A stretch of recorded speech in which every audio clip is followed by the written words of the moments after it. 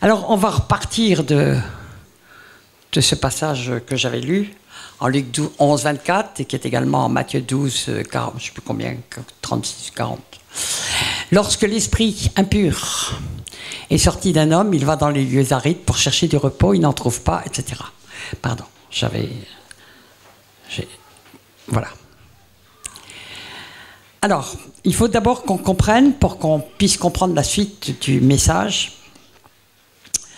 où vont les esprits des morts. Nous avons bien compris qu'il y a l'esprit, l'âme et le corps. L'âme, c'est le moi, c'est le siège de l'intelligence, de la mémoire, des sentiments. Et avant la conversion, notre esprit et notre âme sont mélangés, donc tout est un petit peu mêlé. Et les deux étant impurs, ben évidemment, l'homme est conduit par ses sentiments, par ses pulsions, par tout ce que vous voulez, ou bien par l'occultisme, ou n'importe quoi. Donc c'est comme ça que ça fonctionne. Malheureusement, c'est comme ça. Mais à partir du moment où on est converti, la parole de Dieu tranche. La parole de Dieu, c'est Jésus, tranche esprit et âme. Et donc l'esprit va avoir ça. Il est lié avec l'Esprit de Dieu, il est uni avec l'Esprit de Dieu. Dieu vient faire sa demeure en nous et à partir de là, tout va changer. Notre regard, notre conception de conscience, notre conscience qui était souvent complètement tordue par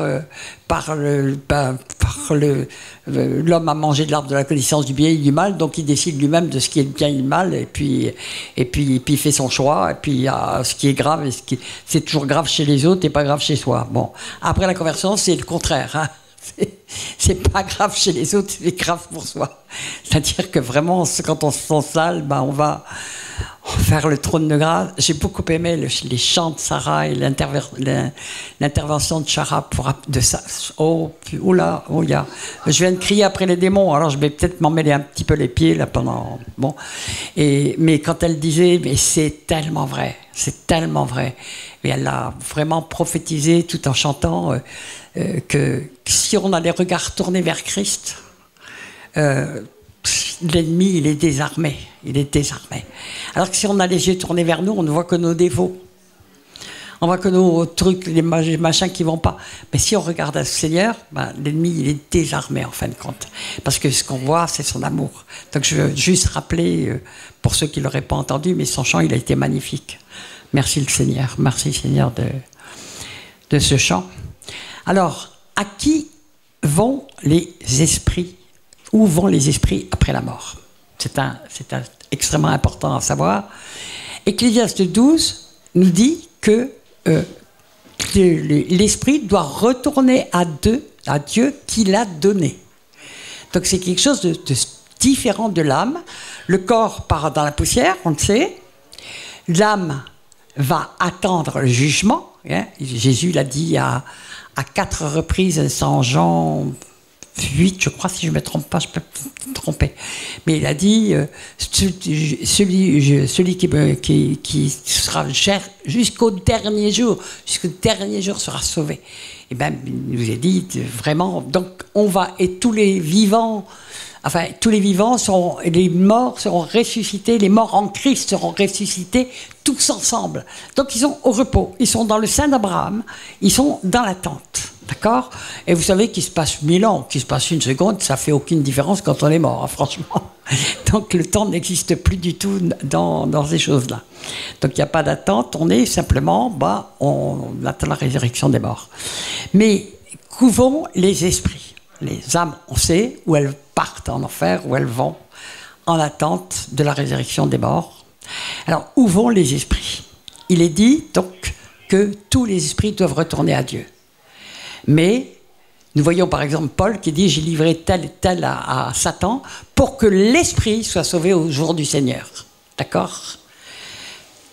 Il nous est dit en 2 Pierre 2, j'en ai déjà parlé pour parler un petit peu des esprits, que Jésus est allé prêcher aux morts qui étaient en prison depuis le temps de Noé. Donc déjà à l'époque, ça faisait quand même 3000 ans. Ok? Donc vous voyez, ils étaient en prison, les esprits en prison.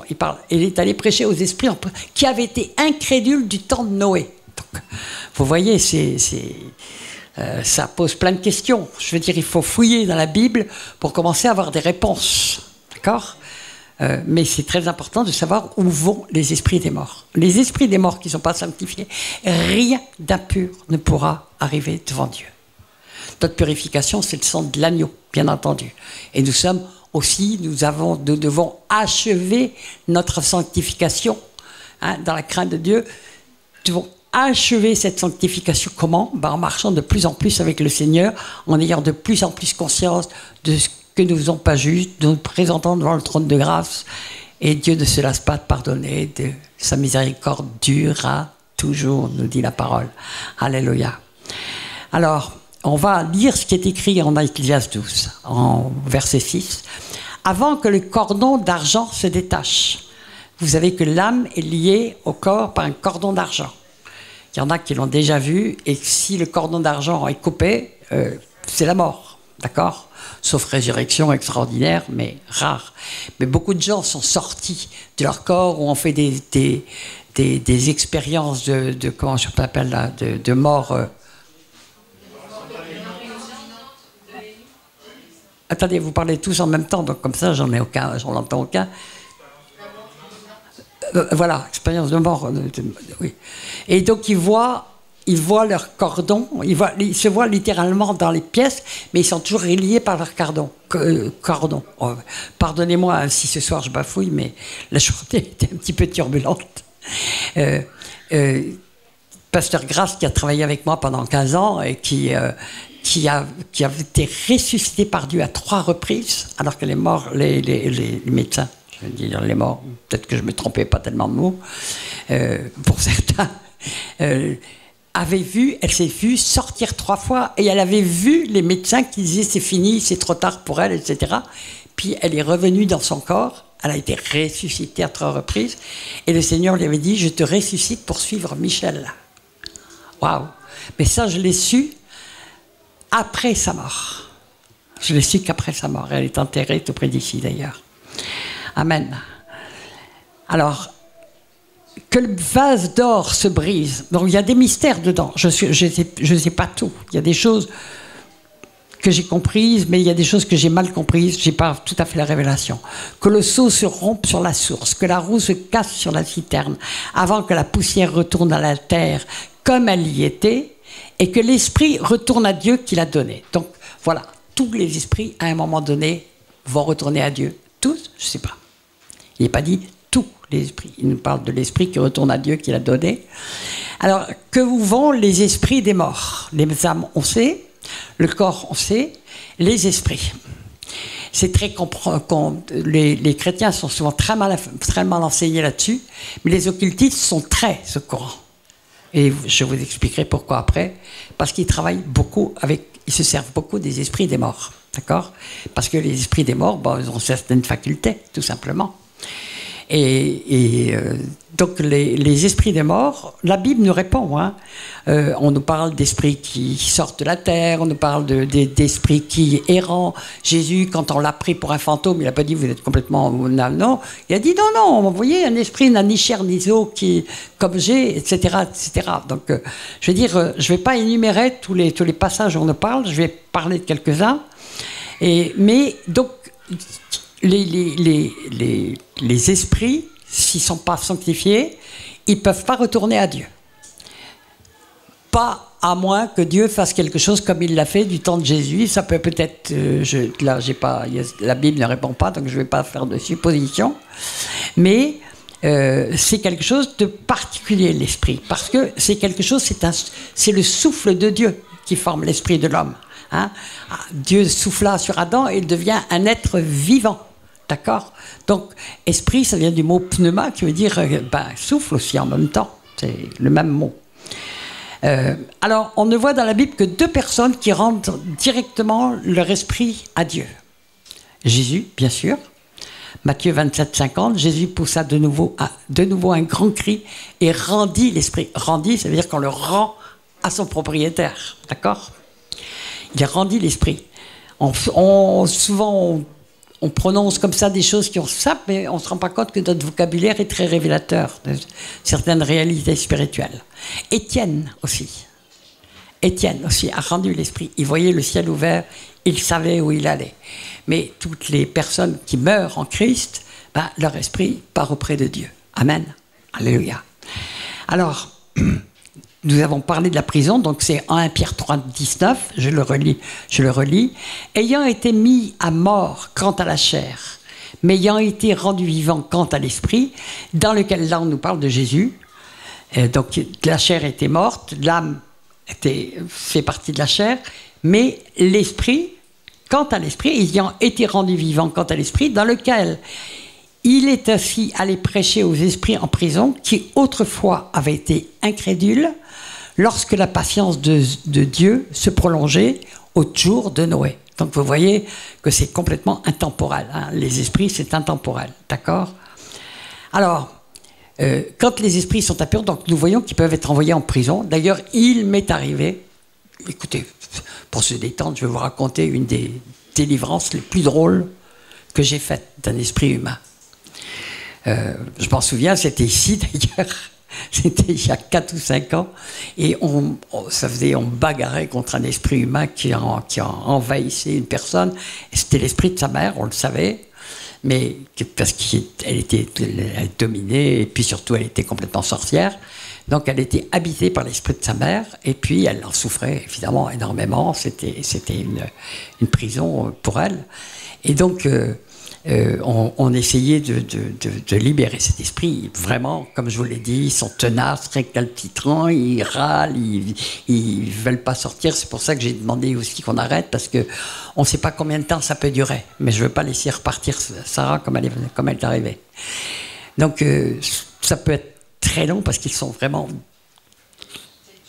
entêtés, et puis quelquefois il y en a plein, et puis quelquefois ils ont vraiment eu tellement de droits par la sorcellerie familiale. On parlera de la manière dont ils rentrent tout à l'heure, qu'on a vraiment du mal à les sortir, hein, d'accord ?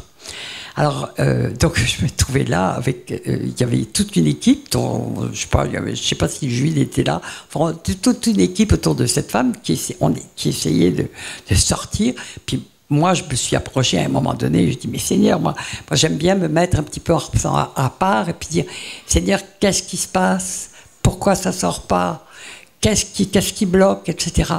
Et puis, tout d'un coup, je me sens saisi par le Saint-Esprit. Et je dis à la femme, je vous expliquerai comment elle sort, mais je dis, si tu ne sors pas, je demande au Père de t'emmener en prison. Parce que je me souvenais de ce passage. Et tu vas aller en prison, tu sors tout de suite.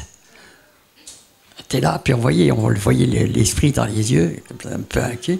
Et je dis, je compte jusqu'à 10. Je l'ai fait qu'une fois, hein, ça. Parce que j'étais vraiment poussé par l'esprit. Je dis, je compte jusqu'à 10. Alors je commence. Et 10. Regardez comme ça. 9. Bouge pas. 8. Commence à avoir un petit œil inquiet. 7. Alors là, elle se bouche les oreilles. Comme ça. 6. 5, elle était là, hein. T'as dit 5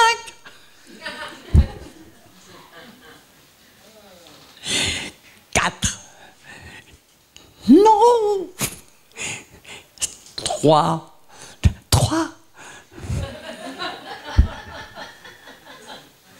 En bref, je suis arrivé à 2 et à 1, j'ai sorti. Mais c'est la seule fois de ma vie que j'ai fait. Je ne dis pas que ce soit des panacées. Il faut vraiment qu'on soit guidé par l'esprit. Mais pour elle, c'était ce qui allait fonctionner. Et elle a été libérée. Waouh, c'était beau à voir. Merci mon Dieu. Alors, on va lire le Lévitique 20, 27. Pour vous montrer que ce sont des réalités spirituelles qui sont quand même connues, toujours, en tout cas, qui ont été soufflés par le Saint-Esprit. Lévitique 20, 27. Si un homme ou une femme ont en eux l'esprit d'un mort, c'est la bonne traduction. C'est pas un esprit de mort. Les esprits de mort font partie d'une domination qui s'appelle la mort. Mais l'esprit d'un mort, c'est bien la bonne traduction, ou un esprit de divination, ils seront punis de mort, on les lapidera, leur sang retombera sur eux. Waouh! Donc ça veut dire que ces esprits de mort peuvent être dans une personne, d'accord? Ils peuvent se promener ailleurs. Job 4,14. Je fus saisi de frayeur et d'épouvante, et tous mes os tremblèrent. Un esprit passa auprès de moi, tous mes cheveux se hérissèrent. Bon, on le sait. Il y a des personnes d'ailleurs, que même dans cette salle, puisque j'ai entendu plusieurs témoignages, qui ont vu des démons, qui ont vu passer des nuées noires ou des choses comme ça, et puis quelquefois, qui ont vu carrément la pièce remplie de démons ou des choses comme ça. Donc ce sont des choses... Il y a beaucoup de gens qui ont des yeux spirituels parce qu'il y a des héritages de sorcellerie et qui voient les démons. Alors, ils les voient. Il y en a d'autres qui voient les anges. Hein. Merci Seigneur. Moi, je préfère voir les anges que les démons. Mais bon, il se trouve que j'avais aussi vu des démons. Bon. J'ai même vu Satan carrément face à face. Je peux vous assurer que j'avais tous mes os qui tremblaient et mes cheveux qui se hérissaient. D'accord. Je paraphrase ce que disait Job. Mais je l'ai mis dehors quand même. Je l'ai mis dehors. Au nom de Jésus. Yes. Alors, les esprits des morts, on le voit, la parole nous le dit, ils ne sont pas tous ceux qui sont impurs, qui n'ont l'incrédulité vient de l'esprit en grande partie.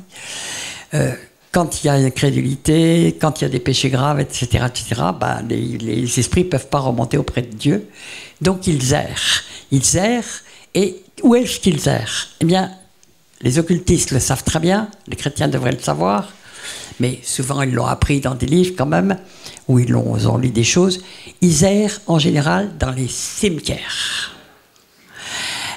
Parce que c'est là, parce qu'ils sont errants, et puis qu'ils cherchent des repères, des endroits où s'accrocher, et donc ils sont souvent dans les cimetières, ou dans tous les lieux où il y a eu des cataclysmes, des catastrophes, des meurtres. Les châteaux hantés, ça existe. J'ai été confronté à une histoire de château hanté, j'étais même pas chrétienne du tout, et c'est pas moi qui l'ai vu, mais j'avais une belle-sœur qui était extrêmement sensible à ça. Puis tout d'un coup, on était à table, comme ça, c'était un restaurant. Puis elle dit, tout d'un coup, elle dit, mais je viens de voir un fantôme passer. Alors nous, on était 20 à table, tout le monde a ri en disant, écoute, attends, remets-toi, on a rigolé un petit peu. Et puis il y a le patron qui est arrivé à ce moment-là, elle a dit, non, elle a bien vu, il y en a bien un ici. Et on a appris qu'il y avait une personne qui avait été emmurée dans le château, vivante, d'accord? Et donc, son fantôme irait là. Tout simplement. Donc ce sont des réalités spirituelles qu'il faut que nous connaissions sans en avoir peur. Nous n'avons pas du tout à en avoir peur. Nous n'avons pas à avoir peur des fantômes du tout. Au nom de Jésus, si les démons s'enfuient, les fantômes aussi, hein, d'accord? Alors, donc, il faut savoir qu'il y a un travail intensif de la part de tous les occultistes dans les cimetières, dans tous les endroits où il y a des choses, et qui veulent récupérer les esprits humains. Nous allons comprendre pourquoi. Nous allons le comprendre même à travers la parole et tout simplement parce qu'on a de multiples témoignages, hein, d'accord. Mais donc je rappelle qu'ils peuvent aussi être en prison. Très souvent, nous ne connaissons pas du tout, et plus c'est grave, nous ne connaissons pas les péchés de nos ancêtres, d'accord. Un jour, je me suis aperçu, mais après beaucoup de combats, de trucs, etc., que tout d'un coup, le Seigneur pouvait me donner la révélation des péchés que les ancêtres avaient faits. Quand j'ai eu ça, j'étais affolé, paniqué. J'ai dit, Seigneur, c'est pas possible, ça vient pas de toi. Ça peut pas venir de toi, c'est pas dans les dons spirituels, etc. J'ai commencé à crier à Dieu en disant, Seigneur, pardon, si c'est pas de toi, etc., etc. Et puis, Dieu est bon. Dès le lendemain, je tombe sur Ézéchiel 16,4. Ézéchiel 24, je veux dire, qui dit, veux-tu les juger, fils de l'homme? Fais-leur connaître les abominations de leur père. Amen. Donc, c'était la réponse de Dieu. Mais non, s'il peut faire connaître à un prophète, il pouvait me le faire connaître aussi, puisque je faisais de la délivrance, pour aider des personnes. Et je ne vais pas vous raconter les expériences hallucinantes que j'ai eues avec certaines personnes, quand le Seigneur m'a révélé ce qu'avaient fait leurs pères. Ne venez pas les uns après les autres, ce n'est pas de la divination qu'on fait. C'est quand on fait de la délivrance, le Seigneur peut nous le montrer, d'accord?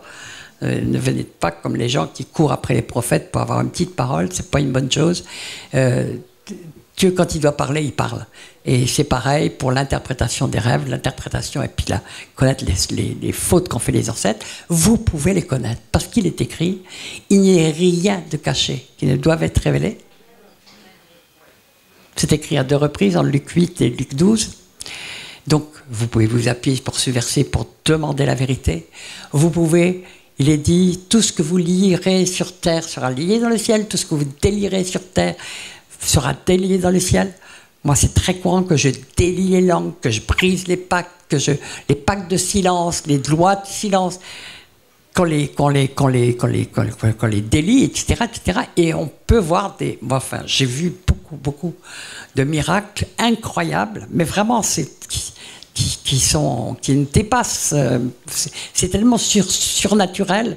Dans les 2-3 jours après, tout d'un coup, il y avait les langues qui se déliaient dans des familles qui quelquefois tenaient des secrets depuis 40 ans ou 50 ans ou quelque chose, ou quelquefois des siècles. Et tout d'un coup, il y avait tout qui sortait, ce qui permettait de faire. Plus on est précis dans la délivrance, plus c'est efficace. D'accord ? Plus on sait exactement quoi toucher, plus on est efficace. On a une cible. Donc, quand on a une cible, on sait exactement, quand on sait ce qui lie la personne, on est beaucoup plus efficace que quand on balaie, on tape un peu dans tous les sens et puis on espère que ça va marcher. Et là, on n'est pas très efficace. Moi, j'ai commencé comme ça et puis le Seigneur m'a très très rapidement reprise. Et puis, pour apprendre à être efficace, on doit être efficace parce qu'on est si peu à faire de la délivrance. J'espère que vous repartirez tous avec la détermination d'en faire parce que c'est pas parce que vous avez des démons depuis 50 ans que ça va changer le fait que vous pouvez vous convertir et puis, comme on l'a vu pour Sarah, et chanter à Dieu, et chanter de la louange, avoir l'onction qui se déverse. Vous savez, c'est pas le Saint-Esprit qui est dérangé par les démons, c'est les démons qui sont dérangés par le Saint-Esprit. Ne vous y trompez pas, d'accord? Alors, donc, en réalité, il y a plusieurs moyens de le voir, c'est surtout aux conséquences qu'on mesure la gravité de ce qui a pu être fait, et puis vous pouvez avoir vraiment des révélations que Dieu fait. Si vous voulez savoir la vérité, vous la saurez. Amen. Alléluia. Quelquefois, le Seigneur met du temps. Moi, je lui ai demandé, mais j'ai attendu depuis 15 ans dans le ministère pour que le Seigneur me révèle que j'avais eu 4 ancêtres au 33e degré. J'aurais jamais cru. Mais alors là, les délivrances que j'ai eues, je ne vous dis pas. Hein. Pourtant, je croyais avoir toutes mes délivrances faites. C'est pour ça que je dis ça peut se faire par palier. Ce n'est pas du tout anormal. Surtout quand on vient de choses très lourdes. D'accord ? Alors, je veux rappeler à Proverbe 26:2. Comme l'oiseau s'échappe, comme l'hirondelle s'envole, ainsi la malédiction sans cause et n'a point d'effet. Donc, quand il y a une malédiction, il y a une cause. C'est aussi simple que ça. Donc, on cherche la cause. D'accord ? C'est pas un hasard, il y a toujours des choses derrière. Bon.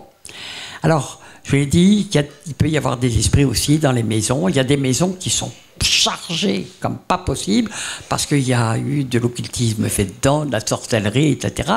Et puis, il est toujours très utile dans la délivrance de connaître. Bon, ça, comme j'ai énormément voyagé un petit peu partout, j'ai appris beaucoup de choses sur ma route. Mais quelquefois, c'est très révélateur quand on sait, par exemple, que des personnes viennent de tel ou tel pays. On sait, et qu'on connaît certaines pratiques qui sont faites pratiquement par tout le monde, ça nous fait gagner du temps, vous voyez, dans le discernement. Par exemple, quand j'étais au Cameroun, j'apprends que les Camerounais avaient il y a des gens du Cameroun ici? Personne? Sinon, il aurait confirmé, ou j'aurais demandé de confirmer. Ils ont l'habitude de mettre des ossements sous les fondations des maisons ou dans des petites niches à l'entrée, etc. Donc ils vivent avec les esprits des morts, parce que l'animisme est très puissant, dans ces régions. Et donc, quand on est avec des Camerounais, quand j'ai des Camerounais devant moi, parce que je commence tout de suite par briser ça, et puis délier, qu'ils confessent, qu'ils endossent les péchés des pères, et puis que ce soit fait. Mais du pays à l'autre, on apprend beaucoup des coutumes. Caché derrière la coutume, il y a beaucoup d'actes sorciers qui sont faits. Ok, y compris d'ailleurs en France, les coutumes catho et même certaines coutumes régionales qui ont l'air de rien sont quelquefois des actes de sorcellerie. Demandons au Seigneur pour la coutume. Tout n'est pas mauvais, il y a des traditions qui ne sont pas mauvaises, mais il y a des traditions qui sont très lourdes. Ok. Alors, comment ils entrent dans les hommes? Ça, c'est très important de le savoir, parce que ça nous aide beaucoup dans la délivrance quand on sait par où ils sont rentrés.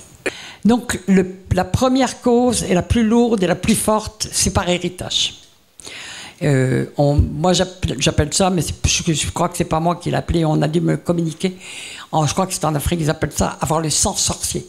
C'est-à-dire, on a des héritages de sorcellerie, et tout ce qui arrive par le sang, c'est des héritages avec un ADN qui peut être littéralement déformé par la sorcellerie et le reste. Hein. Ça joue. Tout à l'heure, là, on a prié pour Sarah. C'est pas elle qui a fait elle n'était même pas au courant. Et je n'ai pu lui demander pardon pour ce qu'avaient fait ses ancêtres quand on est arrivé au 12e ou 14e degré, qu'elle avait compris que c'était une réalité. Par les manifestations qu'elle supportait, les souffrances, les tensions, etc. Et là, elle a compris qu'elle n'avait pas de doute. Puis à un autre degré, je lui ai fait faire encore autre chose, parce qu'il fallait qu'elle prenne conscience, elle ne le savait même pas. Mais elle était chargée, je ne savais pas d'où ça venait. Eh bien, ça a été révélé, c'est Jude qui a reçu la révélation, qu'il a entendu Baphomet, donc il a su tout de suite. Ok. Sans révélation, mon peuple périt, on a bien besoin de la révélation. Amen. Alors, par héritage, bien sûr, le sang sorcier, par les liens d'emprise, j'en ai parlé, les arts martiaux, la franc-maçonnerie, bien sûr, les sectes des parents abusifs, même j'ai trouvé quelquefois des pasteurs qui se conduisent en gourou, hein, il y en a, et qui laissent, moi, écoutez, comme les premières fois que j'ai dû délivrer des personnes de l'esprit de leur pasteur, non mais je disais, attends, on est dans un monde de fous quand même. Mais bon, ça ne m'arrive pas tout le temps, mais ça n'est pas m'arriver si souvent que ça, mais ça m'est arrivé. Tout lien d'emprise n'est jamais un lien d'emprise dominatrice. Il suffit de regarder qui est Dieu, comment il nous aime. Je veux dire que jamais il ne met d'emprise sur nous. Il nous laisse toujours le choix. Voilà, j'ai mis 2 chemins devant toi, choisis. Il nous propose, mais jamais il mettra. Donc dès qu'il y a un lien de domination, d'emprise, de manipulation, etc., on est face à de la sorcellerie.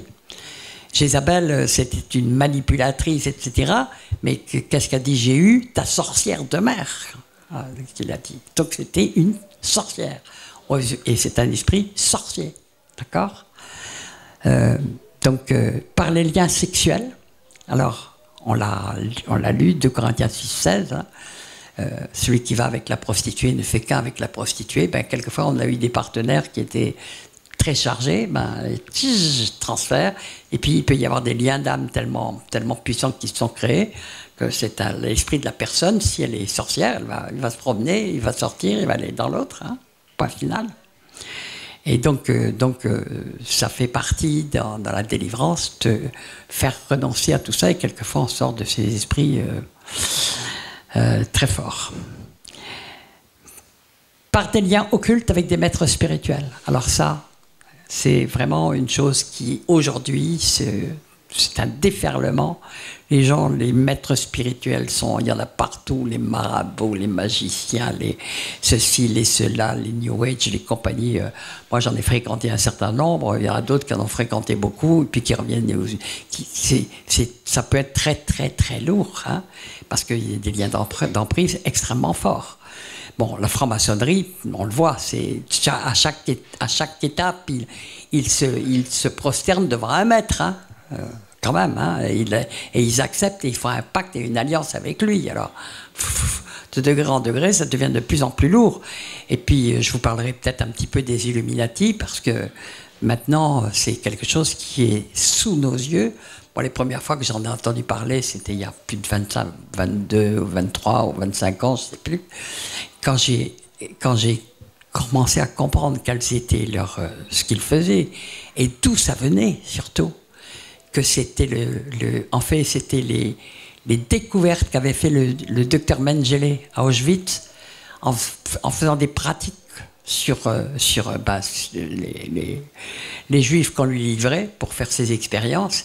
Et il avait sorti des tas de pratiques, comme la fragmentation des âmes, le moyen de faire des tas de choses.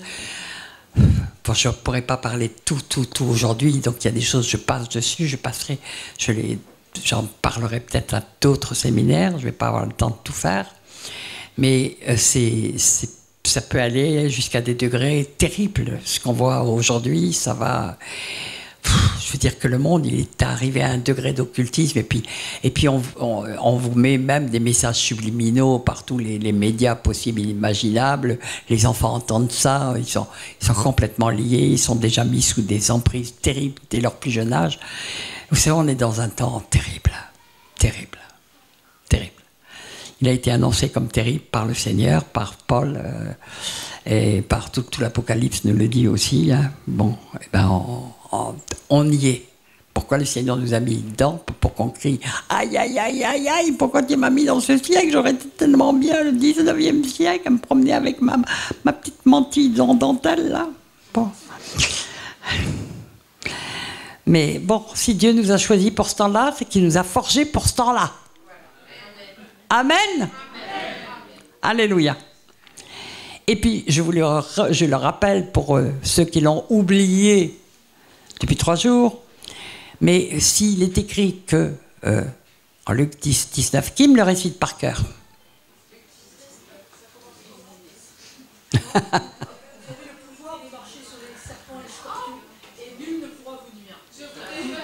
Je vous ai donné le pouvoir de marcher sur les scorpions, sur les serpents, sur toute la puissance de la nuit. Il faut le connaître par cœur, celui-là, il nous sert tout le temps dans la délivrance, d'accord? Mais je vous rappelle que la parole de Dieu, elle est parfaite, et que donc, plus l'ennemi augmente son pouvoir, plus il augmente le nôtre. C'est à nous d'y rentrer. C'est à nous d'avoir la foi pour y rentrer et de le mettre en pratique, et nous verrons ce que nos pères n'ont pas vu. Tout simplement.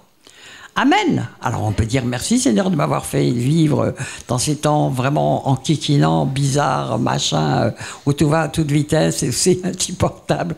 Avant, les gens, quand on naissait, on savait déjà où on serait 70 ans plus tard, parce qu'on suivait papa, maman, on récoltait l'entreprise de papa, le travail de papa. Et puis bon, c'était comme ça. C'était une stabilité folle quand on pense à aujourd'hui, d'accord? Alors, on est dit par les liens occultes avec des maîtres spirituels, oui. Alors donc ça marche dans toutes les sectes, les gourous, mais tous les arts martiaux, la franc-maçonnerie et compagnie. Les liens fusionnels malsains. Alors donc j'en ai parlé hier après-midi.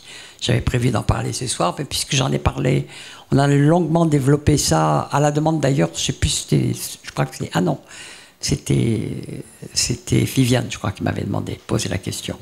Et donc je l'ai développé hier, ce sera sur le truc, mais il y a des liens fusionnels qui sont extrêmement malsains et qui apparaissent comme des liens d'amour filiaux, familiaux, etc.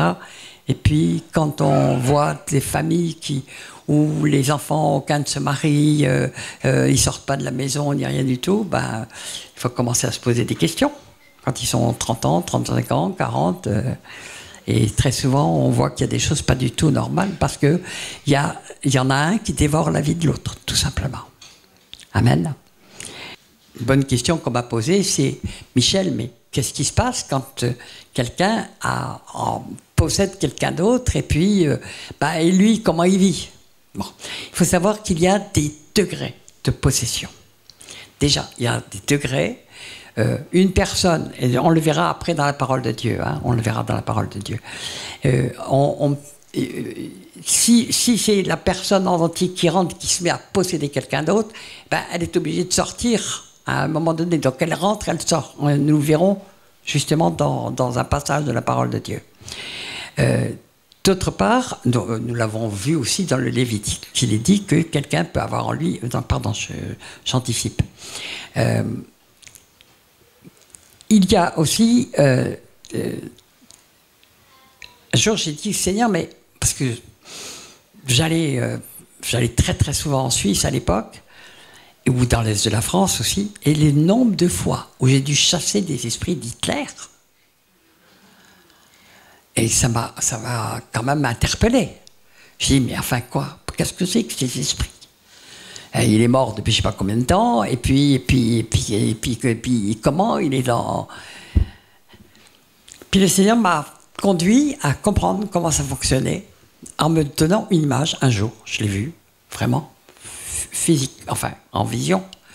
J'ai vu, je parlais à quelqu'un, je savais qu'elle avait un lien, elle me dit, elle était d'ailleurs en train de se repentir d'avoir mis de l'emprise sur beaucoup de personnes. Et je vois tout d'un coup comme si c'était des filaments qui partaient d'elle. Vous savez, l'esprit, au fond, personne n'a jamais vu son esprit, d'accord? Et pour cause, hein, parce que c'est purement spirituel. Donc on ne le voit pas. Mais en fait, il peut, s'il sort, il peut aussi sortir en filament. Alors, j'ai compris qu'il y avait des hommes qui avaient une telle puissance d'emprise. Ben, de toute façon, c'était un grand occultiste, hein, Hitler. Il avait une telle puissance d'emprise que c'est comme si l'Allemagne entière avait été sidérée à l'époque. Vous voyez? Et donc, le Seigneur m'avait expliqué que vraiment c'était en réalité des filaments, et quand les gens, ils se le transmettent par héritage, souvent. C'est pour ça que quelquefois, dans le petit enfant, surtout qu'il y avait une vénération qui avait eu lieu, c'est une forme d'idolâtrie, donc ça gardait, et puis on le retrouvait quelquefois chez le fils, le petit-fils, ou la petite-fille, enfin peu importe, et on retrouvait ces liens. C'est comme ça que j'ai été amené à libérer des gens, mais je l'ai vu par exemple un jour, le Seigneur me l'a montré aussi pour le pape. Il m'a montré qu'il avait un pouvoir incroyable.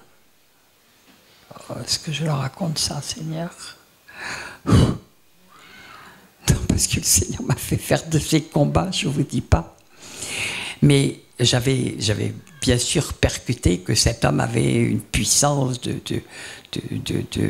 d'emprise sur les gens d'une manière incroyable, sur des foules de millions, par dizaines de millions dans le monde, centaines de millions. Mais le Dalai Lama aussi, enfin c'est des gens qui ont des puissances d'emprise très très fortes sur les personnes, et il n'est pas rare d'avoir à sortir des esprits comme ça. Bon. Juste pour la petite histoire, je vais quand même vous le raconter parce que ça m'est revenu à l'esprit comme ça, puis je dis pas, ça va me tarauder si je ne le raconte pas. Mais un jour, c'était, bon, ça remonte à, on peut trouver l'année exacte, mais ça doit remonter à 16 ou 17 ans, quand le pape était venu à Lourdes, et je ne veux pas vous raconter tous les combats que le Seigneur m'a fait faire, je voyais le résultat à la télé, c'était assez rigolo quand même, mais le Seigneur me fait faire un combat très fort par rapport à cette venue. Et puis, je me souviens, c'était un samedi, et je commence à faire il devait donner un culte public le lendemain qui serait retransmis dans toutes les radios, les télévisions du monde. Donc, le Seigneur, tout d'un coup, il m'a saisi, et il me montre qu'il faut que je combatte, que je fasse un combat. Et alors j'ai dit, bon, ok, Seigneur, qu'est-ce que je fais? Et j'avais pris déjà l'habitude de dire, Seigneur, qu'est-ce que je dois faire? Et j'ai compris, à cette période où j'ai vraiment fait un combat très très lourd, j'ai vraiment compris la parole qui est dite, je ne me souviens plus de la référence, si quelqu'un la retrouve, il pourra la donner, où il est dit que Jésus ne faisait que ce qu'il voyait le Père faire. Chose qui m'avait jamais percuté avant. Et puis, je dis, mais on n'est pas plus grand que Jésus. Enfin, si lui devait demander au Père quoi faire, parce que le Père savait tout et que lui s'était fait homme, bien qu'il fasse un avec lui, eh bien, il attendait de voir ce que le père allait faire pour faire. Il l'a dit lui-même. Il dit, je ne peux rien faire de moi-même, je le fais que ce que le père fait. Point phare. Et j'ai dit, ben, Seigneur, on n'est pas plus fort. Hein. Et donc, j'ai dit, mais Seigneur, qu'est-ce que tu veux que je fasse? Et alors, il me montre le visage du pape. Et puis, il me dit pas, il me montre. Il me montre, et puis il me montre qu'il bandait ses yeux. Waouh! Je dis, ben Seigneur, je prends le bandage qui est là, je ne sais pas en quoi il est fait, hein. Et je prends, et en ton nom, ben je bande les yeux du pape. Ok, puis je dis au Seigneur, c'est tout. Et me montre que non. Et puis, il me montre qu'il prend une petite fiole, je ne sais pas ce qu'il y avait dedans, évidemment, et puis qu'il la verse dans la bouche du pape. Je dis, ok, Seigneur, je prends la petite fiole, je la verse dans la bouche du pape. Demain, c'était dimanche, je vais à mon église, mon culte. Et puis, à la sortie, déjà, je me mets à parler avec des gens qui étaient là, et puis tout d'un coup, il y a une des personnes avec qui je parlais qui me dit, tu sais, j'ai vraiment été pétrifié une fois en regardant le pape, parce qu'il était en train de parler avec plein de personnes, et il était dans une émission de télévision, il y avait plusieurs pasteurs connus, des machins, etc. Enfin, il y avait tout un aéropage de personnes qui avaient été invitées. Et à un moment donné, il y a un pasteur qui a voulu prendre la parole. J'ai vu le pape lui lancer un regard, et c'est comme si le pasteur avait été pétrifié sur sa chaise, il n'a pas pu parler. Et quand j'ai entendu ça, j'ai compris quelque chose. J'ai dit, il avait un pouvoir occulte dans ses yeux. Il y a des gens qui ont des pouvoirs occultes très puissants dans leurs yeux. Et bien sûr, ça vient de l'occultisme. Hein, ça vient ils sont à des degrés illuminati, je ne vous dis pas. Le pape est un vrai sataniste. Hein. Donc, j'ai compris comment ça fonctionnait. C'est-à-dire qu'il y a des gens qui ont des pouvoirs dans le regard qui littéralement va sur tous les gens. Ouais. Ils sont comme sidérés. Ils sont être subjugués, ça veut dire être mis sous un joug, d'accord? Et ils sont subjugués. Et vous comprenez mieux ce qui se passe dans certaines choses où les gens sont littéralement en état de transe ou autre, et puis c'est comme s'ils deviennent des marionnettes. On peut créer comme ça des émeutes, des machins, etc. Les gens n'ont même plus leur propre volonté. Moi, j'ai été pris une fois dans une panique. Je m'en souviendrai toujours, parce qu'on perd complètement conscience de tout ce qu'on est, etc. On est pris dans un mouvement, et on ne peut pas, c'est impossible, c'est impossible. Il y a comme un esprit puissant qui est là, qui nous entraîne, et on peut rien faire, quoi. C'est impressionnant. Mais alors donc, j'ai compris aussi pourquoi le Seigneur m'avait demandé de bander les yeux du pape, parce que, avec ses yeux, il subjuguait les foules. Et puis, le gars continuait à me raconter ça, puis il me dit, mais j'ai eu quelques images là de ce qui s'est passé ce matin au culte avec le pape, mais il avait les yeux complètement ternes. Je commence à rigoler quand même. Je commence à rigoler, mais enfin je me dis, est-ce que Seigneur, c'est bien ce que tu m'as fait faire? Bon, on va voir. Et puis le soir, je rentre à la maison. Je vous en raconte que 2 parce qu'il y en a eu 6 de choses comme ça. Hein. Donc, j'avais pas trop de doute. Il n'était pas possible que ce soit les lois du hasard. C'était absolument impossible. Et je rentre à la maison et puis j'ouvre les nouvelles et j'entends. Le pape a voulu commencer son homélie ce matin, mais il n'a pu prononcer qu'une seule phrase et après il a été comme frappé de mutisme et il n'a pas pu continuer. Et la seule phrase qu'il avait pu dire, c'était « Il faut respecter la vie depuis la conception ». Ça, Dieu voulait bien qu'il le dise. C'était la première phrase. Et puis, bon, je ne vous raconte pas tout ce que... C'était vraiment un moment très intense de guerre où je découvrais vraiment plein d'armes que le Seigneur avait mis dans mes mains, développement de l'autorité, mais en même temps des révélations, et surtout le fait qu'il me donnait de voir, et de lui demander quoi faire, et qu'il me le montrait. Et je n'ai plus jamais fait les combats de la même façon après. D'accord? Plus jamais. Et on est normalement beaucoup plus efficace, évidemment, quand on sait contre quoi lutter. Bon. Alors, donc, pour revenir à ça, on peut avoir comme des filaments qui arrivent sur les gens. Bon, ça, c'est une chose. Mais nous allons voir qui ont besoin, quand ils veulent vraiment posséder et mettre quelqu'un sous emprise, comme ils ont besoin de sortir, ils sont obligés, c'est pour ça qu'ils vont chercher des esprits de mort, parce ils font rentrer avec eux des esprits des morts qui peuvent manipuler à distance. Et ils peuvent agir sur plusieurs personnes comme ça en même temps. Et puis ils peuvent mettre plusieurs esprits de mort. Et puis ils peuvent multiplier, puis on peut avoir beaucoup d'esprits humains de mort. Les musulmans, je vous l'ai dit, quand ils font leur circoncision, ils font des tas de rituels de machin, ils appellent les esprits de mort. Moi j'ai vu des musulmans, ex-musulmans convertis, qui avaient plusieurs centaines d'esprits humains. C'était très très long, la délivrance par palier, par petits bouts, puis c'était épuisant, franchement c'était épuisant. Alors, on va parler des exemples bibliques, mais déjà l'histoire du Gadarénien. Bon, il est plus probable, même si ça ne nous est pas dit, mais il est plus probable qu'il avait des esprits maîtres, des esprits d'hommes humains dedans de lui, parce que manifestement, vous savez, les démons ne cherchent pas vraiment, enfin, sauf cas extrême, ils ne cherchent pas tellement à nous tuer, parce qu'on est leur demeure. D'accord, ils cherchent des demeures.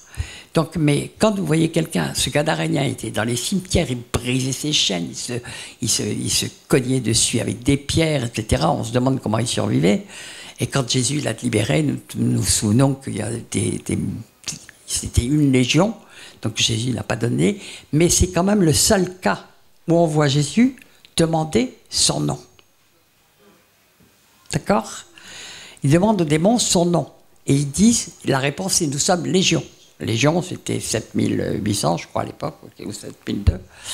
Donc, et puis, il y en a 2000 qui sont partis dans les ports. Les ports, ce n'est pas des bêtes qui se suicident du tout. Hein?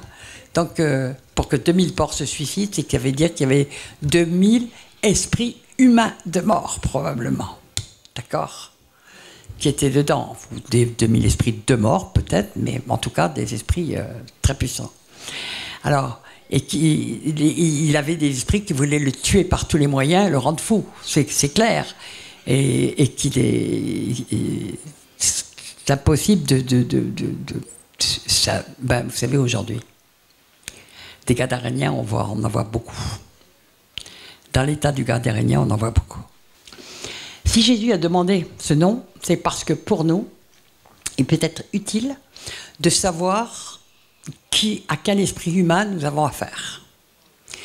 Quand il n'y en a qu'un, ça peut être relativement facile. Parce que moi, ça m'est arrivé de dire, tu vas me dire ton nom, au nom de Jésus.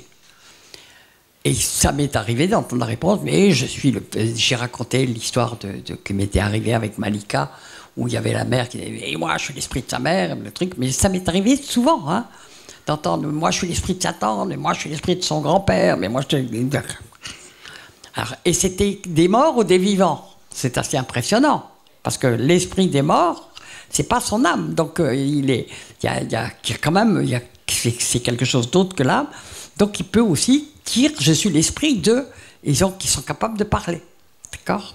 Quand ils disposent, ils ne peuvent pas parler, mais quand ils disposent de notre langue pour parler, ils s'en servent, de nos cordes vocales, ils s'en servent, d'accord? Alors on va prendre la parole, parce que c'est à partir de là que j'ai pu vraiment écrire sur le sujet et démontrer, parce que beaucoup de gens connaissaient cette réalité spirituelle, mais n'avaient jamais trouvé les fondements bibliques. Et puis moi, le Seigneur me les a montrés à travers 3 passages, comme ça, en travaillant dessus, parce que ce sont des écritures, tout simplement, et j'ai essayé de comprendre. Et puis, un jour, je suis arrivé. Alors, on va lire 3 passages qui situent exactement la même scène. Mais c'est très intéressant, quand on lit la Bible et qu'il y a une scène qui se répète dans plusieurs livres, de les regarder, parce qu'il y a souvent des détails. C'est comme un puzzle, vous voyez ? Vous voyez tout ce qui s'est passé à partir du moment où vous avez lu les 3 ou les 4 évangiles qui en parlent. C'est par exemple à la croix, tout ce qui s'est passé. Si vous voulez avoir vraiment le fil de tout ce qui s'est passé, il faut vous lire de près les 4 évangiles. D'accord ? Et là, vous allez avoir... Alors, on va commencer par Matthieu 17. D'abord parce que ça nous donne des indications très fortes sur la manière dont on peut combattre ces esprits. Et puis, ça nous donne des indications sur la manière dont ils agissent. C'est chaque fois la même scène, hein, il n'y a pas le moindre doute là-dessus. Alors, on va à partir du verset 14. Je vais le lire parce que nous allons voir des détails très intéressants dans chaque évangile. Lorsqu'ils furent arrivés près de la foule, un homme va se jeter à genoux devant Jésus et dit « Seigneur, aie pitié de mon fils, qui est lunatique. » Voilà un mot qui arrive pour la première fois dans les Écritures, qui n'a pas été écrit avant. D'accord ? Lunatique, aujourd'hui on dit de quelqu'un qu'il est lunatique quand il est distrait. Mais c'est un sens très précis, lunatique. Lunatique, ça veut dire qu'il est sensible aux nouvelles lunes.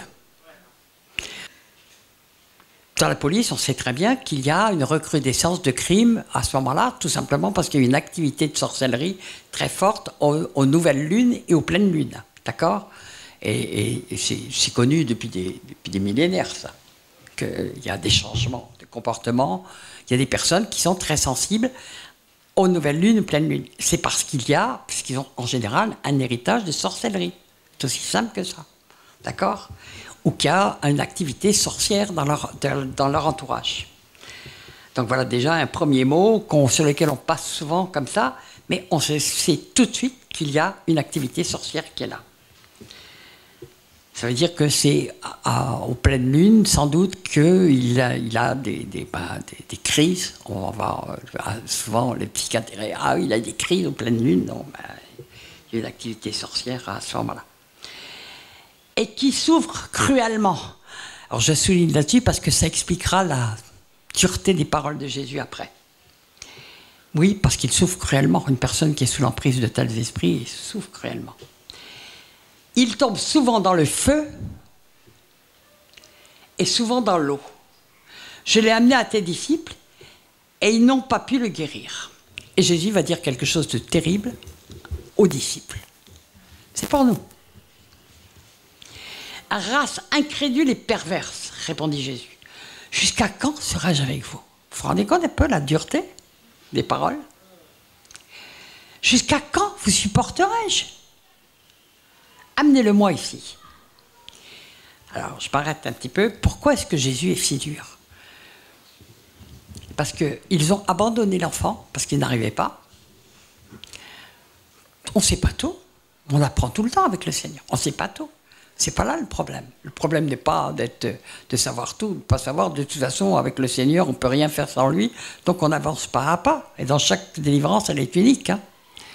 Donc, c'est pas là qu'était le problème. Le problème, c'est qu'il l'avait abandonné. Et puis, sans doute qu'il l'avait abandonné en disant, bon, ça doit être de la faute de son père de cet enfant. Il a certainement péché devant Dieu d'une manière abominable. Enfin bref, ils l'ont laissé choir alors qu'il souffrait cruellement. Et donc Jésus leur fait un reproche très fort, et c'est à nous qu'il le fait aussi. Quand on laisse tomber des gens qui sont dans une grande souffrance, alors que le Seigneur nous a donné le pouvoir de les guérir, parce que nous verrons qu'en Luc 9, quand on le lira, il leur avait dit avant qu'il leur avait donné le pouvoir sur tous les démons. Et le mot démon englobe les esprits humains, parce qu'ils se conduisent en démons. D'ailleurs, nous le verrons dans le même passage et dans plusieurs passages. D'accord ? Ils se conduisent en démons, c'est des esprits méchants, quoi. Ils deviennent des esprits méchants. Bon.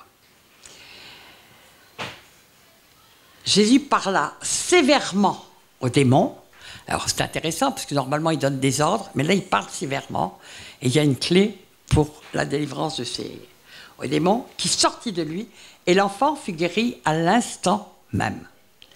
Alors, les disciples s'approchèrent de Jésus et lui dirent en particulier, en réalité, ils ne sont pas très fiers.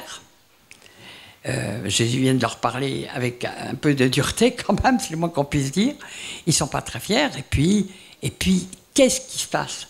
Ce qu'ils font là, c'est ce qu'ils auraient dû faire avant d'abandonner l'enfant. Quand on ne sait pas, on dit « Seigneur, je ne sais pas quoi faire, peux-tu me montrer quoi faire ?» Et le Seigneur, si vraiment on veut, vous allez voir que le Seigneur va vous pousser à faire, ou même vous montrer, ou il parle tantôt d'une manière, tantôt d'une autre. Ça peut être par vision, il y en a qui reçoivent par l'esprit, il y en a qui reçoivent, ils entendent par l'oreille, des choses comme ça.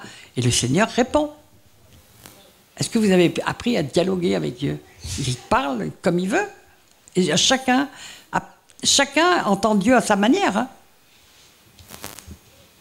J'ai l'impression que je vous dis quelque chose qui vous paraît saugrenu. Non? Même à nous, il peut nous parler de manière différente.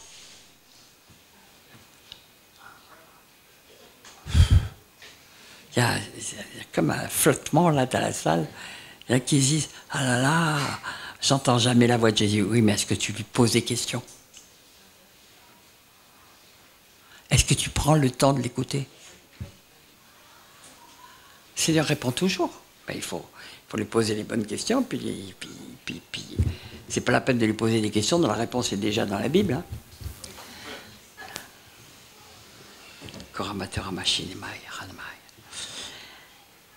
Et lui dire donc en particulier, il dit, pourquoi n'avons-nous pas pu chasser ce démon?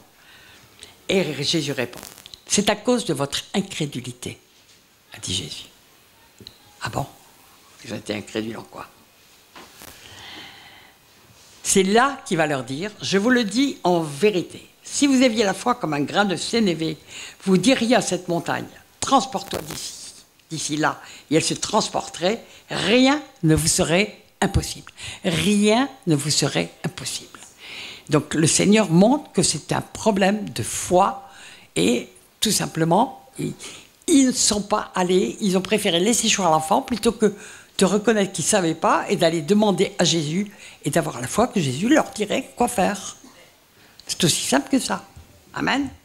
Donc c'est à cause de votre incrédulité qu'ils sont bloqués. L'incrédulité, ça amène en enfer, hein, d'après ce que nous disent les Écritures. Si vous lisez... Bon. Mais cette sorte de démon, vous allez lire ça dans la plupart de vos Bibles, mais sachez que dans le grec, il n'y a pas marqué cette sorte de démon, il y a marqué cette sorte, tout court. Et souvent dans les Bibles, il y a un petit crochet pour dire que ça a été rajouté. D'accord? Selon les Bibles. Cette sorte de démon ne sort que par la prière et par le jeûne.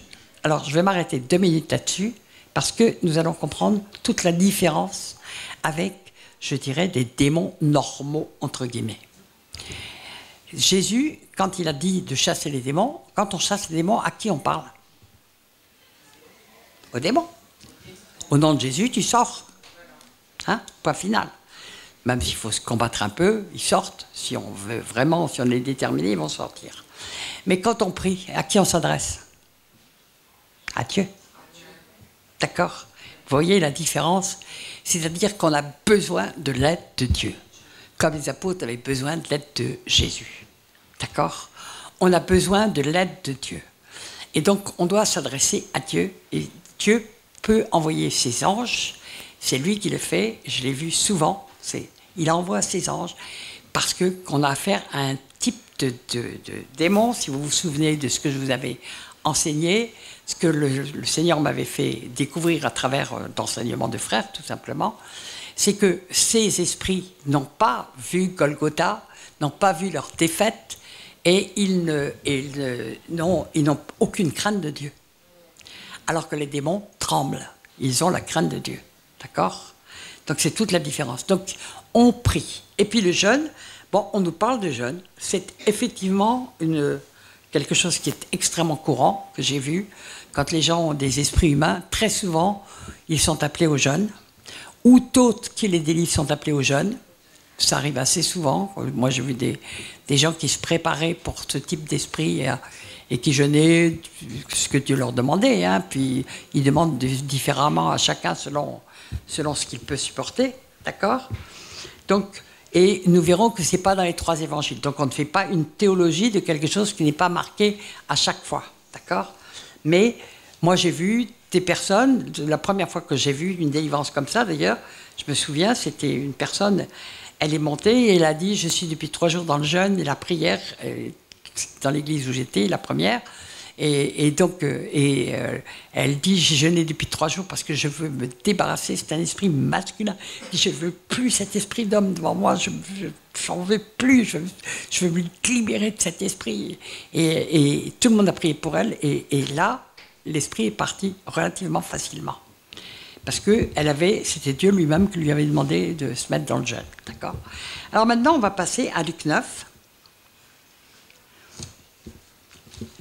Parce que nous allons... Attendez, on va d'abord Marc 9, pardon. D'abord Marc 9, on va les prendre dans l'ordre. Parce que c'est très intéressant de voir les détails différents qui nous sont donnés de l'un à l'autre. Mais c'est là que j'ai découvert que Jésus parlait d'un esprit humain. Parce que c'était différent des autres esprits. D'accord ?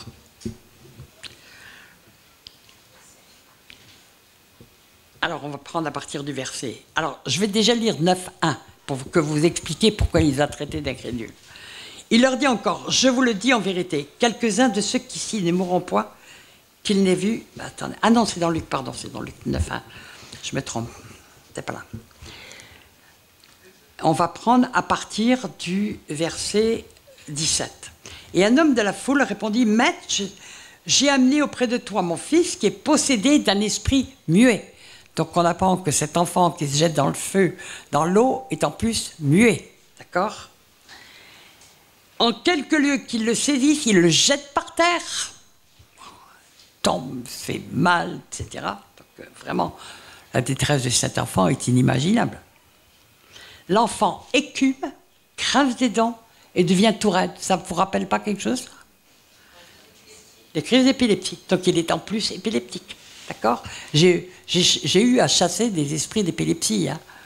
Et c'est très impressionnant parce que la personne fait une crise d'épilepsie devant nous. Et il y en a, on le voit, d'ailleurs, ça se passe aussi devant le Seigneur. Et c'est très impressionnant, mais il ne faut pas se laisser, bien sûr, il faut prendre des précautions.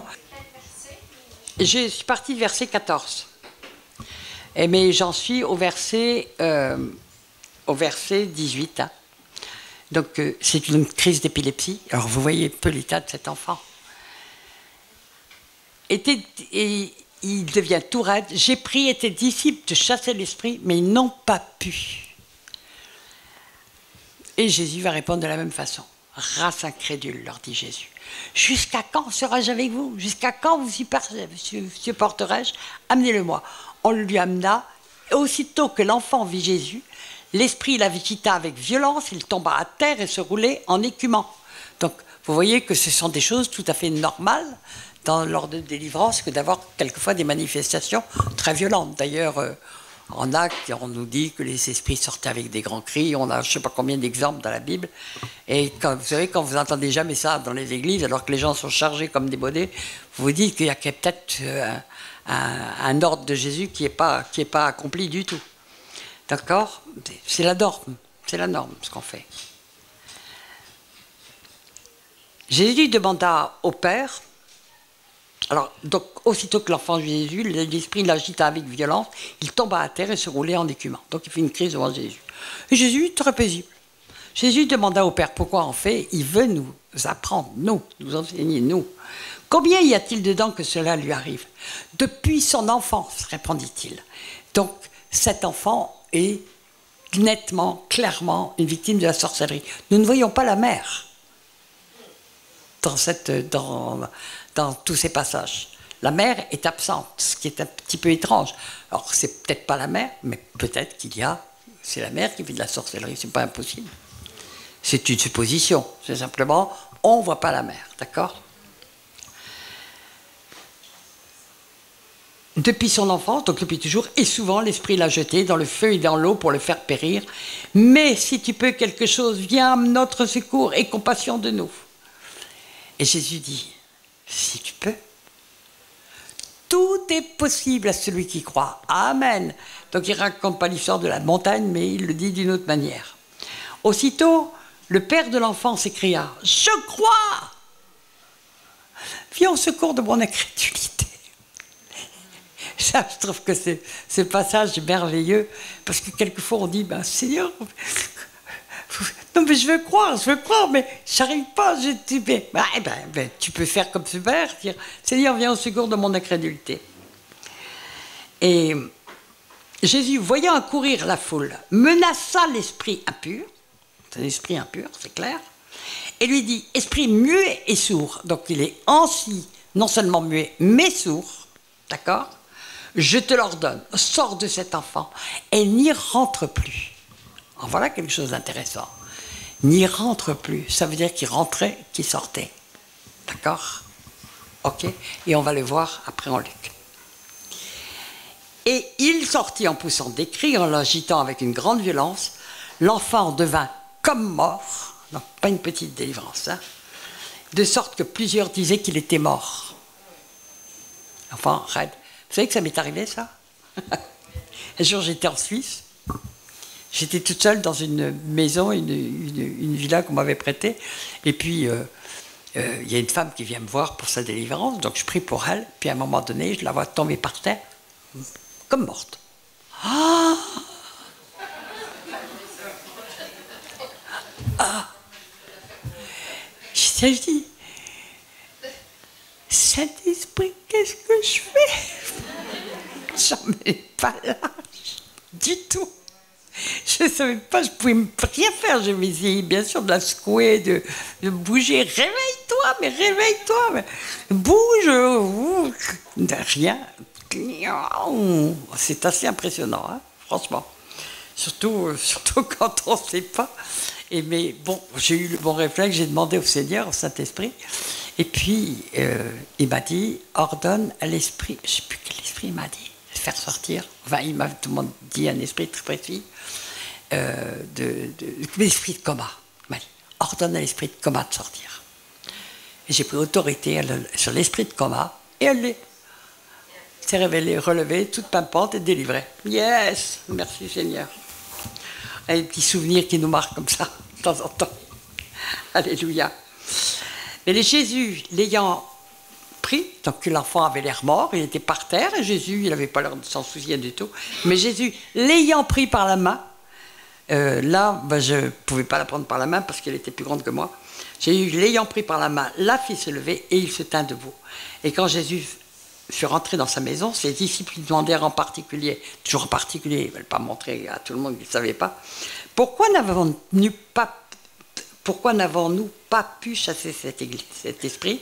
Il leur répondit, cette espèce-là ne peut sortir que par la prière. Donc nous voyons, le Seigneur nous montre clairement qu'il y a un type d'esprit qui ne se chasse pas comme les autres. D'accord?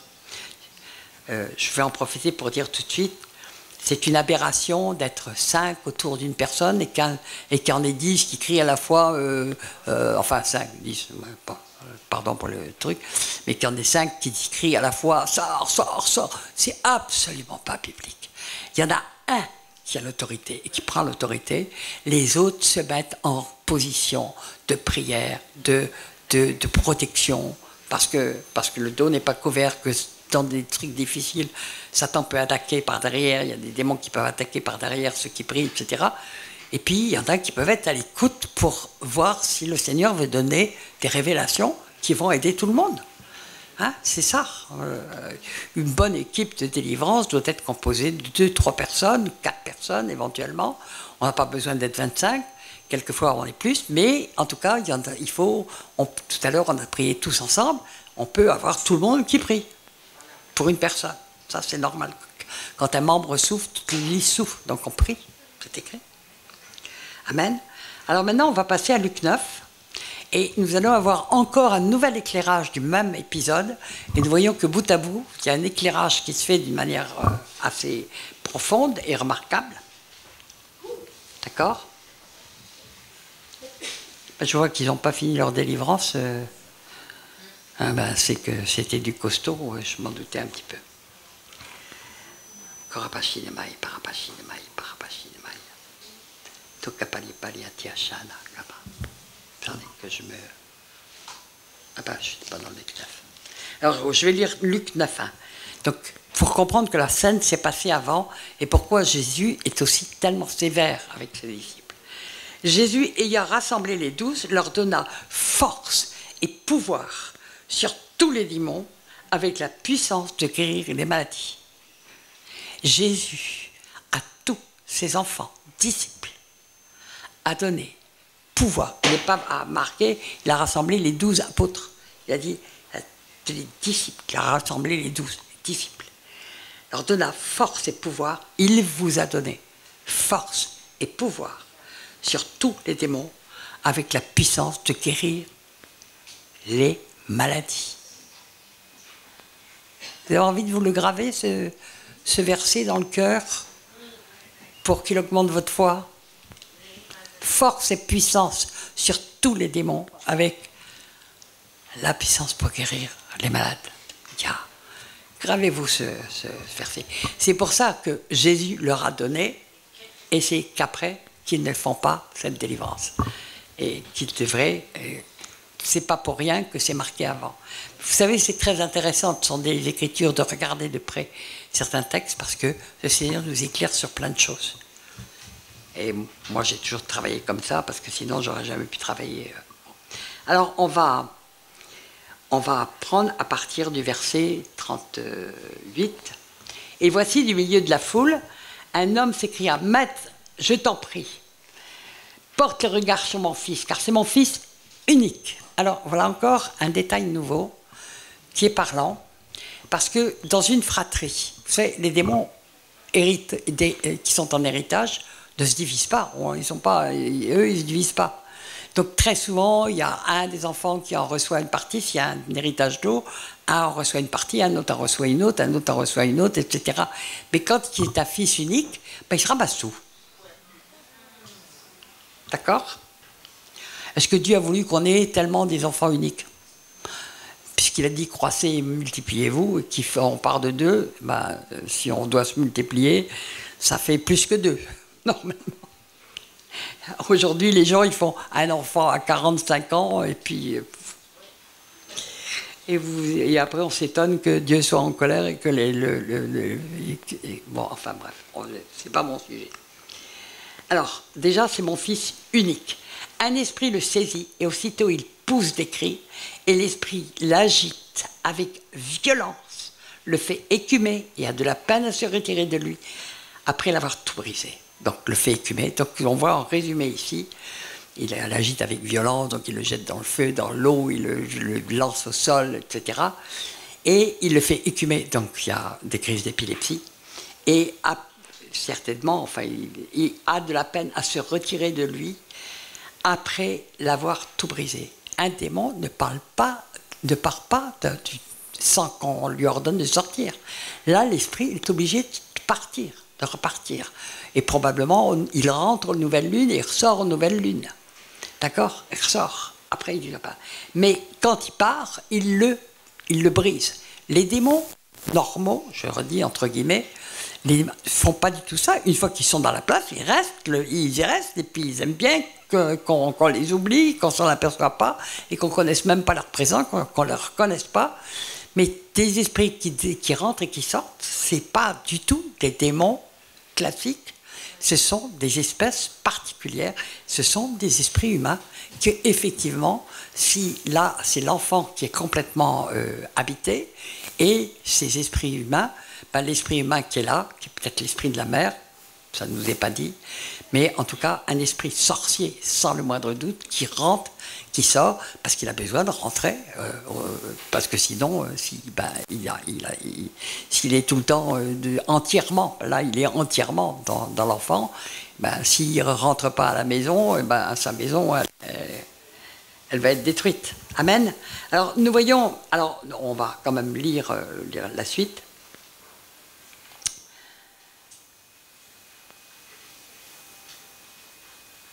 Bon, là, après, on n'a plus les mêmes passages faits par le truc. Alors, vous voyez, c'est à travers ces passages que j'ai compris beaucoup de choses sur les esprits humains. Et puis après, en mettant aussi à la lumière d'autres passages bibliques. Et puis surtout, à force de faire des délivrances, on apprend beaucoup, beaucoup, beaucoup. À chaque délivrance, on apprend sans arrêt. C'est un monde horrible, le monde satanique. C'est un monde horrible. Et il est de plus en plus complexe, de plus en plus puissant. Parce qu'ils joignent, ils ont compris aussi l'intérêt d'être en unité. Donc ils se joignent les uns aux autres. Moi, je me souviens, une fois, j'étais à Brazzaville, on devait faire un séminaire assez important et je suis prise au moment d'aller on venait me chercher pour aller on m'appelle qu'on va venir me chercher pour aller faire la prédication puisqu'il était prévu que je fasse 7 jours d'affilée. 42 fièvres. J'étais dans une suite d'hôtel, on m'avait mis une femme médecin pour veiller sur moi et prier pour moi et être mon truc. Elle était par terre, au sol, avec aussi 42 fièvres. Il avait fallu faire venir un médecin en cachette parce qu'ils n'avaient pas sûr du tout des hôpitaux qui lui avaient fait une perfusion. Donc c'était moi qui priais pour elle.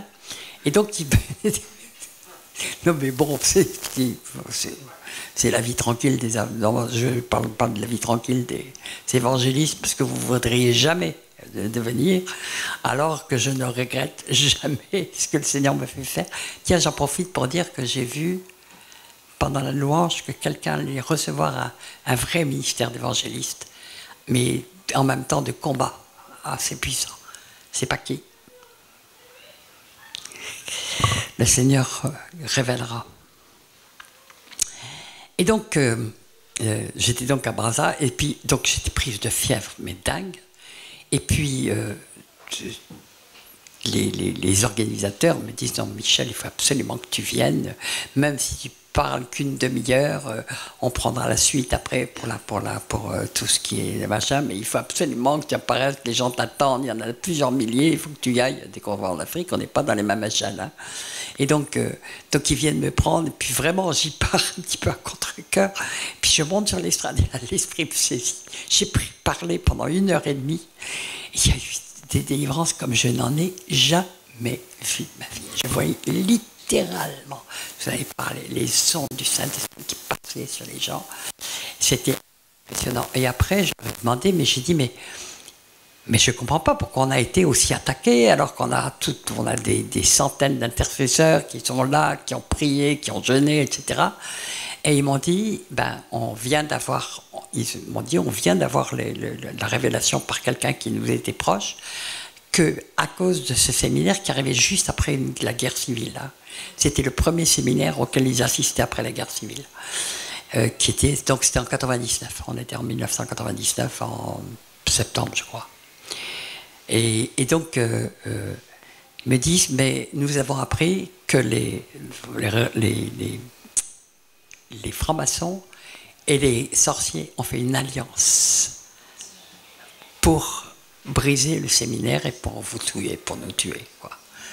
Et à partir du moment où ils l'ont su, on a su quel combat mener, de quelle manière, etc.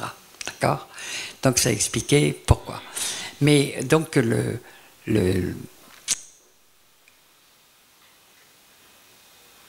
alors, comment les chasser ? Donc, on en a parlé. Donc, oui, on vient d'en parler. La Bible nous le montre. Donc, nous devons prier Dieu. Nous avons besoin de l'aide du Seigneur. Et nous avons souvent l'aide du Seigneur. Et quelquefois, je pourrais vous raconter des tas de choses là-dessus. Mais on ne va pas s'éterniser. Mais comment les chasser ? Bon, je vous en ai parlé. La Bible nous en parle. On voit que c'est vraiment la puissance de Dieu. Nous, vous savez, il n'est pas dit que Jésus a jeûné, mais Jésus, il était tout le temps en communion avec le Père, et était toujours dans des jeûnes extrêmement profonds. Amen. Je vais m'arrêter là ce soir, parce qu'on va prendre le temps. Pardon? Ah, oui. Non, mais vous savez, on sonde les Écritures et on met en pratique. Et le Seigneur nous apprend.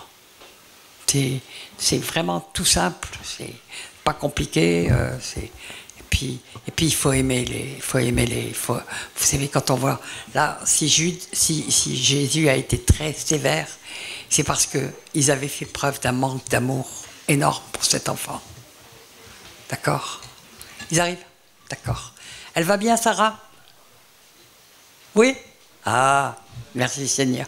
Je ne sais pas si elle part très tôt demain matin, je ne sais pas, pour la Belgique. J'espère qu'on la reverra en pleine forme, changée, transformée. Vous savez, c'est une des plus belles choses qui nous arrivent. C'est quand on voit la victoire, quand on voit les gens complètement libérés de ce type d'esprit.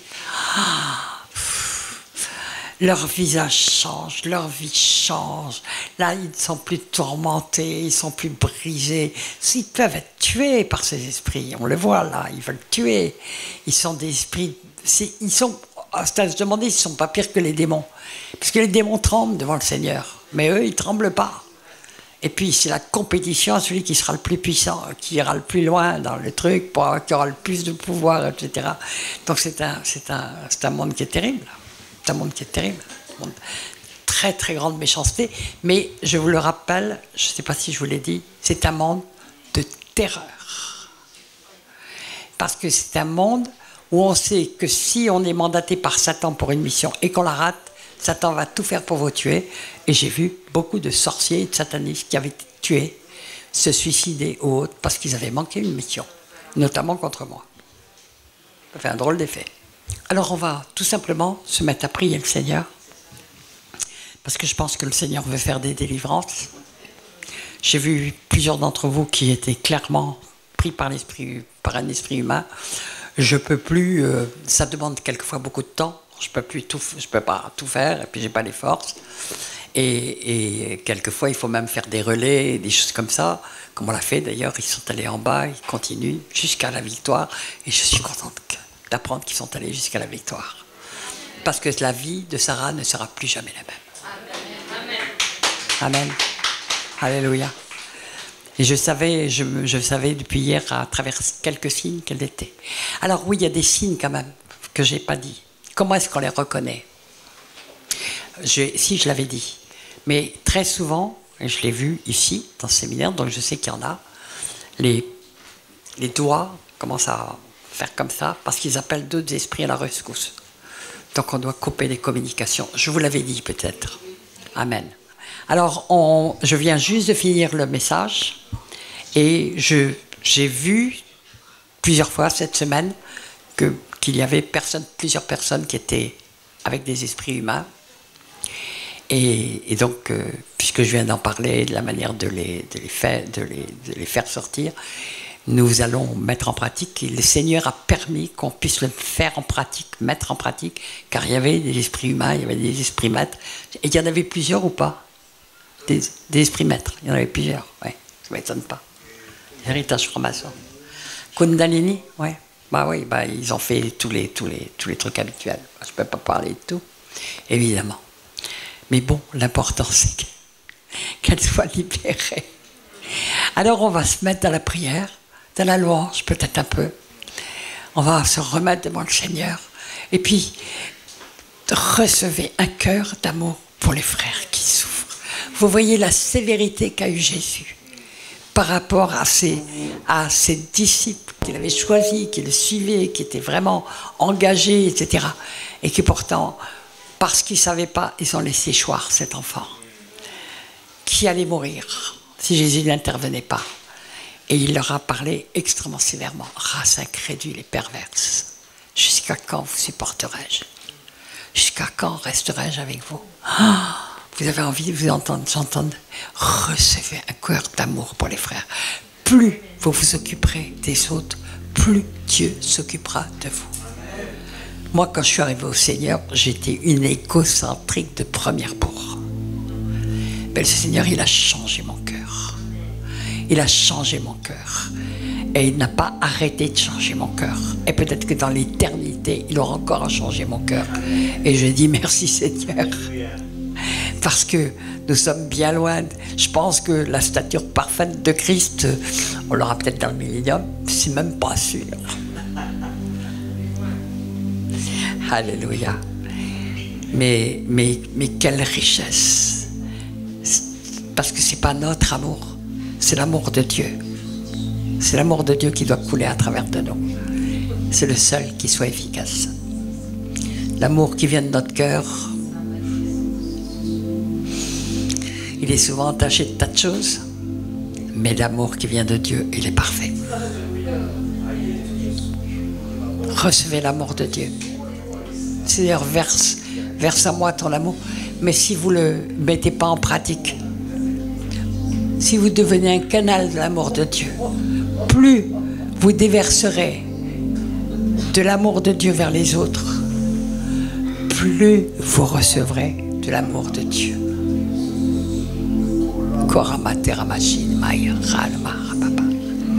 Et quand on expérimente ça, vous savez, on arrête de se soucier de savoir si on aime, si on n'aime pas. Seigneur, ton amour. Je suis juste un outil, un vase, pour que ton amour se déverse à travers moi vers les autres. Et c'est le Seigneur qui nous donne de la compassion. Mais ne passons pas à côté de quelqu'un qui souffre.